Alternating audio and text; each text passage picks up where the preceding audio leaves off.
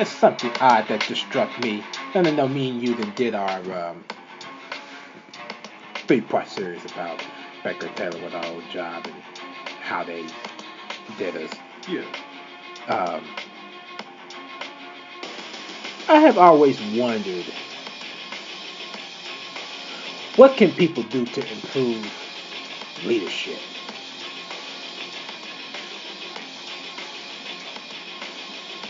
I think that some people really just don't have the training. I really don't. They say they do, Just to but get I it. don't believe that they actually have Have. it. Some people that have it. And some people have had leadership for so long, they done forgot the real term of leadership. Yeah. Yeah. You look at jobs all around the world, and there are some out there that knows how to be good leaders by setting an example for others. But then you just have some that are just plain ignorant in how they do things. Just plain ignorant. I got a good example of that. And your example would be? Amazon. Yeah, they claim to have good leadership. What's your take on that? I feel that if when they say they have good leadership, I feel working somebody half to death and dang near trying to kill them is not showing good leadership. Agreed. Do you believe that how they provide leadership, meaning such as going out there on the floors themselves, provide good leadership? It provides good leadership, but it just takes away from everything that it stands for. You're sitting up here, you're working everybody half to death, but what y'all doing? Y'all ain't working yourself half to death. Y'all ain't doing nothing. Dang it, if you're going to work somebody half to death, we expect you to do the same. We expect y'all to be worked too. Or at least, be that person instead of sitting on the throne, pointing everywhere. Exactly. Be a part of the action. Exactly. Be a part of the action. I agree. That's how I look at it. I agree. That's how I look at it. I can't look at it in no other way. I couldn't either. And that just tells you right there that if people are sitting on a throne and they're sitting up here looking at people and they're saying, oh, yeah, he's doing this wrong, he's doing this wrong, why don't you go out there and do it? Oh, yeah, I've already done it. I've already done it. Why do I need to go out there and do it again? Exactly. Well, that just tells you, your leadership stinks. That's just my personal opinion. Your leadership stinks. Yeah. 100%.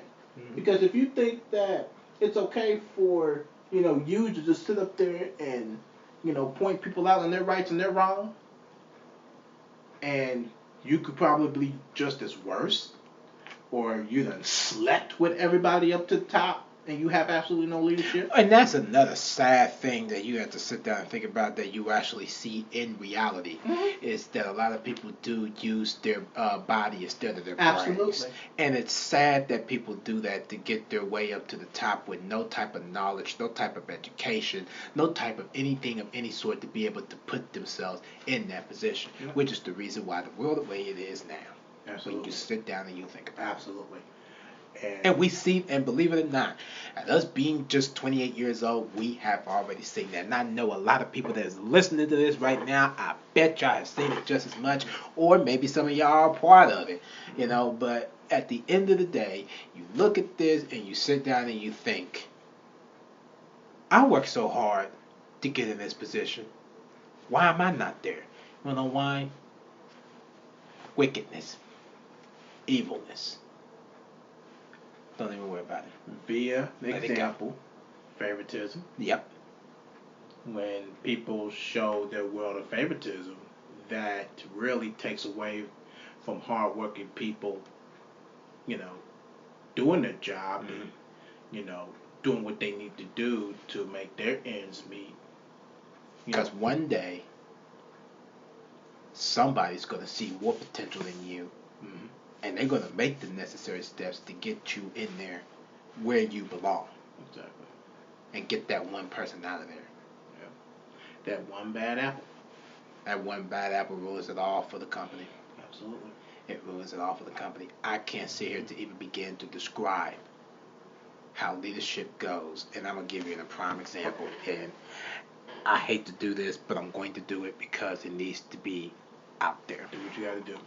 Baker and Taylor. We use this example. I think about this example a lot, and there's a bunch more, but I'm just going to use this as an example. Okay. Leads at Baker Taylor are supposed to enforce rules. In returns, you have Carla.